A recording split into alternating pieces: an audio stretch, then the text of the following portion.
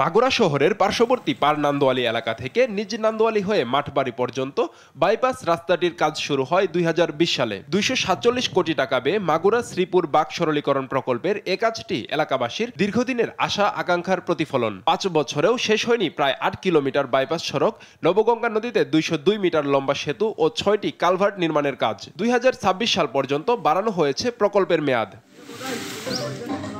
Bypass সড়ক নির্মাণ ও জমি অধিগ্রহণের জন্য 175 কোটি 70 লাখ টাকা বরাদ্দ থাকলেও মামলা সহ নানা কারণে দীর্ঘদিন ধরে থমকে আছে নির্মাণটি। এছাড়া জমি অধিগ্রহণ করা হলেও পাওনা টাকা বুঝে না পাওয়ার অভিযোগ রয়েছে জমির মালিকদের। মাঝ সড়ক থেকেও সরানো হয়নি বৈদ্যুতিক খুঁটি। এতে দুর্ভোগ ও দুর্ঘটনার শঙ্কা নিয়েই করতে হচ্ছে চলাচল। এমন একটা অনিশ্চয়তার মধ্যে চলে গেছে যে আমরা এখন টাকা পয়সা পাবো কি পাবো না, আমরা এটারও একটা অনিশ্চয়তার মধ্যে পড়ে গেছে। এই অধিগ্রহণে আমাদের জমি আছে, আমাদের জমি মামলা থাকার কারণে আমরা টাকা পয়সা পাচ্ছি না।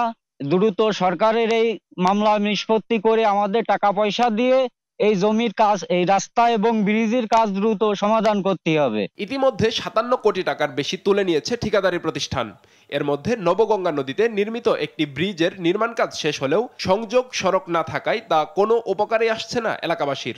নদীর উপর ব্রিজ, কিন্তু দুই পাশে এক পাশে রাস্তা হয়নি কমপ্লিট। আর সরকার এত টাকা খরচ করে পড়ে রয়েছে, এত সরকারের এই ব্রিজের সমস্ত মালপত্রগুলো মনে হয় আমাদের ধারণা নষ্ট হয়ে যাচ্ছে। অধিগ্রহণ প্রক্রিয়া সম্পন্ন হলে দ্রুতই সড়কটির নির্মাণ কাজ শেষ করার আশ্বাস সড়ক ও জনপথ বিভাগের। এদিকে জেলা প্রশাসক বলছেন, অধিগ্রহণকৃত প্রায় 65% জমির টাকা মালিকদের বুঝিয়ে দেওয়া হয়েছে। ভূমি অধিগ্রহণের জন্য 175 কোটি টাকা সংস্থান রয়েছে এবং অলরেডি এটা 175 কোটি টাকা পরিশোধ করা হয়েছে, যেটার ক্ষতিপূরণ কাজ জেলা প্রশাসক মাগুরা বরাবর চলমান রয়েছে।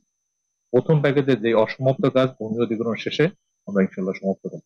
আমরা মোর দ্যান 60 থেকে 65% বেশি ক্ষতিপূরণ ইতিমধ্যে প্রদান করা হয়েছে, আর বাকি যে একটি কেস ওটার যৌথ জরিপ চলমান আছে। নির্মাণ কাজটির সব প্রতিবন্ধকতা পেরিয়ে দ্রুত সম্পন্ন করার দাবি স্থানীয়দের। নিউজ ডেস্ক, দেশ টিভি।